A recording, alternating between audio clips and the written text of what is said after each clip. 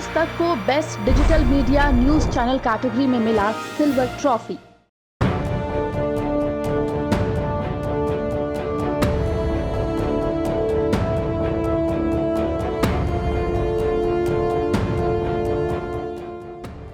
पश्चिम बंगाल चुनाव का जोर और शोर चरम पर है। सियासी तापमान बढ़ने के साथ साथ हिंदू मुस्लिम वोटों की राजनीति भी तेज हो गई है। ममता बनर्जी ने रायदिगी की चुनावी सभा में मुस्लिम वोटर्स को बीजेपी का खौफ दिखाकर लुभाने का दांव खेला था। सीएम ममता के दांव पर पीएम मोदी ने ऐसे करारा पलटवार किया है। ओ दीदी, अभी हाल में ही आपने कहा, देखिए एक महत्वपूर्ण बात है, अभी हाल ही में आपने कहा कि सभी मुसलमान एक हो जाओ, वोट बंटने मत दो।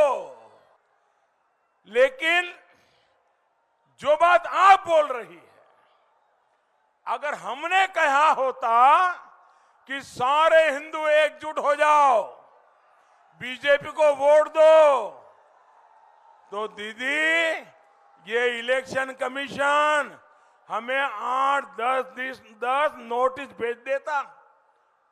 प्रधानमंत्री को भी नोटिस आती, अध्यक्ष को भी आती, उम्मीदवार को भी आती। अरे इतना ही नहीं, सारे अखबार देश के पहले पेज पर भरे पड़े होते और दुनिया भर के एडिटोरियल लिख करके हमारे बाल नोच लिए होते।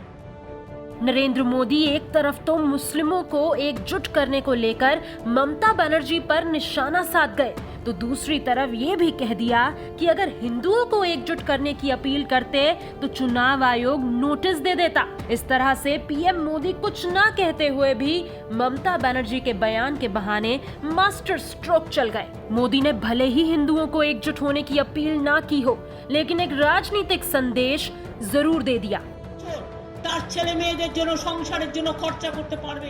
ममता बनर्जी ने 3 अप्रैल को रायदिगी की एक जनसभा में एआईएमआईएम अध्यक्ष असदुद्दीन ओवैसी और आईएसएफ के अध्यक्ष अब्बास सिद्दीकी पर बड़ा हमला बोला था। ममता ने आरोप लगाया था कि ओवैसी और अब्बास सिद्दीकी को बीजेपी की तरफ से हिंदू और मुस्लिमों को बांटने के पैसे मिले हैं। ममता ने कहा कि अगर आप एनआरसी और बंटवारा नहीं चाहते हैं तो ओवैसी और अब्बास को वोट मत करें। उन्हें वोट करने का मतलब है कि बीजेपी को वोट देना।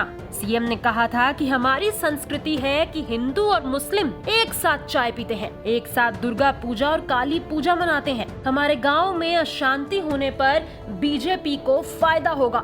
पश्चिम बंगाल में 3 चरणों में 91 सीटों पर मतदान संपन्न हो चुका है। यहाँ हर चरण के चुनाव में मुस्लिम मतदाताओं का अहम रोल है। बंगाल में करीब 27% मुस्लिम मतदाता हैं, जो राज्य की 100 सीटों पर निर्णायक भूमिका अदा करते हैं। इनमें से 46 सीटें ऐसी हैं जहां मुस्लिम मतदाता 50% से भी ज्यादा हैं और 16 सीटें ऐसी हैं जहां 40 से 50% के बीच मुस्लिम हैं। इसके अलावा 33 सीटें ऐसी हैं जहां मुस्लिम मतदाता 30 से 40% हैं। इन मुस्लिम वोटों पर ओवैसी की पार्टी से लेकर अब्बास सिद्दीकी और कांग्रेस लेफ्ट की नजर है, जिसके चलते टीएमसी में बेचैनी नजर आ रही है और ममता मुस्लिम वोटों को एकजुट होने का दांव चल रही है। इसीलिए पीएम मोदी जब कूच बिहार की रैली करने पहुंचे तो ममता के इसी मुस्लिम कार्ड पर निशाना साधते हुए मुस्लिम के साथ साथ हिंदू वोटरों को भी सियासी संदेश दिया। न्यूज तक ब्यूरो।